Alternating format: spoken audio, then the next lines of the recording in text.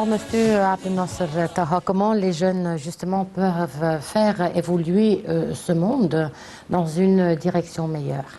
On voit maintenant l'échange. L'échange, c'est le rôle de tel événement.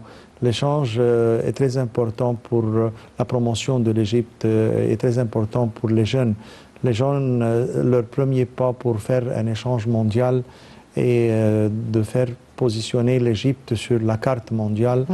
C'est pas justement dans l'économie, c'est pas justement dans l'urbanisme, c'est la culture maintenant, c'est l'échange de civilisation, de l'histoire, et c'est un moment d'échange qu'on le voit clair dans cet événement. Bon, parmi les questions qui intéressent la jeunesse du monde entier, bien entendu, est l'environnement.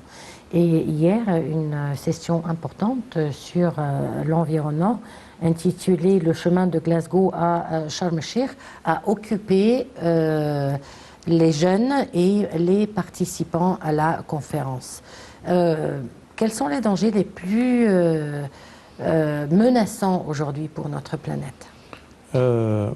Pour nous, essentiellement, l'Égypte, il y a beaucoup de points qui nous touchent dans le changement climatique.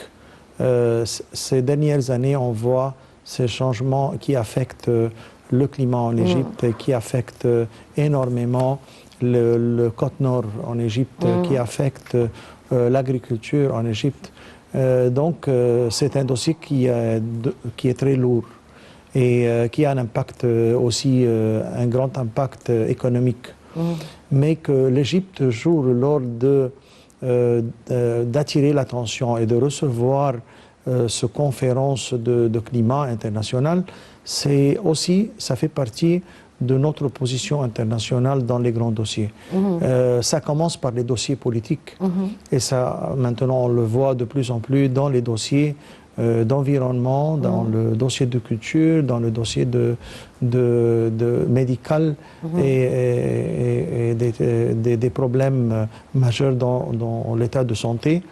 Donc l'esprit égyptien, le nouvel esprit avec la nouvelle République égyptienne prend le rôle international qu'il doit le prendre et aime à jouer un rôle international. Les changements climatiques est le dossier le plus important pour le monde entier et pour tous les pays. Ce n'est pas uniquement pour l'Égypte, malgré qu'il y a un impact sur l'Égypte. Mais que nous, on reçoit cet événement, c'est un grand pas dans notre participation internationale. Surtout que l'Égypte aussi s'est proposée pour recevoir la COP 27, c'est-à-dire la prochaine. Et ça, si ça reflète quelque chose, ça reflète l'intérêt que porte le gouvernement et l'État, bien entendu, aux questions de l'environnement dans le monde. Bien sûr. Et c'est-à-dire qu'on doit se préparer dès aujourd'hui. Le dossier de l'Égypte pour recevoir du monde, ce n'est pas un dossier simple. Et à partir de maintenant, je sais bien qu'on se prépare pour avoir des grandes organisations, gérances, et des équipes, des stades et de bâtiments pour ce dossier. Est-ce que le développement économique va en paradoxe avec la protection de l'environnement? Et c'est en parallèle. L'environnement. Par exemple, comme je vous ai dit que le Côte Nord et la protection du Côte Nord est un dossier surtout économique. Ça commence à partir du climat, mais aussi qu'il y a la nouvelle loi de l'environnement qui a été lancée depuis quelques mois, et l'Égypte a commencé à appliquer des nouvelles normes dans le domaine de l'environnement. Comme quoi, par exemple? Le recyclage, par exemple. Le recyclage est un dossier qui a aussi ouvert beaucoup de travail dans le secteur de recyclage.